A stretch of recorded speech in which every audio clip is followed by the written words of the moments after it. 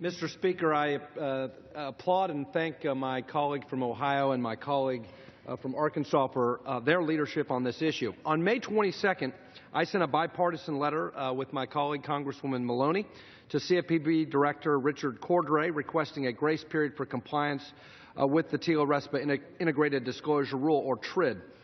The letter was signed by 254 members of Congress. Of those, 92 were Democrats. TRID is a complex rule in compliance terms, requiring new, untested software to harmonize data from realtors, mortgage brokers, lenders, land title agents, and others involved in the closing process. All that our letter requested was a grace period for those making good faith efforts to comply with the rule. No delay in the rule, no reproposal, just a grace period.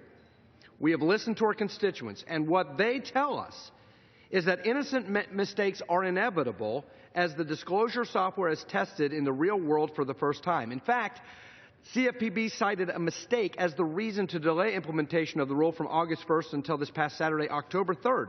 However, that delay and promises of sensitive enforcement do nothing to provide certainty that honest mistakes made during the early days of TRID, when these untested systems are used in real transactions, will not be punished with fines and lawsuits. If the Bureau is allowed to make mistakes, then our constituents should also be allowed to make innocent mistakes without penalty for a brief time to establish the systems necessary to reliably comply. The Bureau, however, has proven unwilling to act.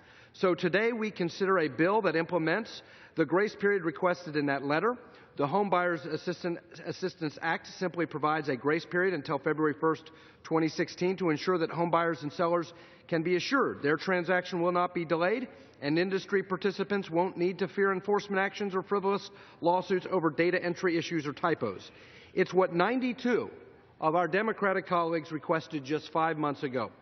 But today, faced with a legislative solution to the problem, our colleagues are balking. The President has issued a veto threat. Leader Pelosi is whipping her members against the bill. This is quite baffling. It seems to me that the interests of trial lawyers are trumping those of consumers trying to buy or sell their homes. Make no mistake, allowing immediate legal liability under TRID only benefits litigious attorneys and overzealous bureaucrats. So I rise in support of the rule and the underlying bill and hope my colleagues on both sides of the aisle will do the same. And in closing, let me just address the response that we should be on the side of consumers. Absolutely correct. We should be on the side of consumers. What my constituents tell me back home is that unfortunately, this new regulation doesn't make home buying simpler. In fact, the number of pages are the same. And look at the regulation. Is this pro-consumer? This is the regulation from Washington. This is complex. This is not simplification for consumers. This makes the home buying process more difficult. Gentlemen, another 2 minutes. Thank you. This makes the home buying process more difficult for consumers. But at the end of the day, even if we're going to go forward with this new complicated regulation, 1,800 pages or so, at least give the participants, closing attorneys, the title insurance agents, the realtors, the advocates for the home buyers, the advocates for the consumers, let them have a brief period of time where they can get up to speed with the complexity of this rule so that innocent mistakes are not punished and that home buyers are not punished. Let's set the politics aside on this. This is not about Democrat or Republican here. We've got a big bipartisan letter.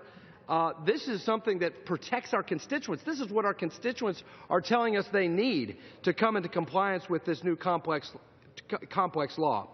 Isn't buying and selling a home, isn't moving from home to home complex enough?